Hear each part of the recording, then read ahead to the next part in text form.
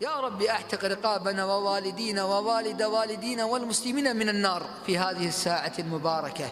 اللهم إنا نسألك باسمك الأعظم الأجل الأكرم الذي إذا دعيت به أجبت، وإذا استعطيت به أعطيت، وإذا استرحمت به رحمت، وإذا استغفرت به غفرت، أن تغفر لنا ذنوبنا وإسرافنا في أمرنا، واغفر لوالدينا ووالد والدينا وأبناءنا والمسلمين أجمعين. يا ربي ألف بين قلوب المسلمين يا أرحم الراحمين. يا ربي ارحمنا برحمتك وتجاوز عنا بفضلك الكريم يا أكرم الأكرمين.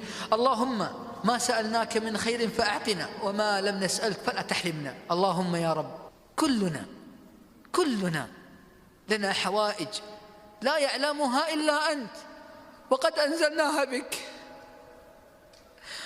اللهم فاقض حوائجنا يا أكرم الأكرمين. اللهم قد خلفنا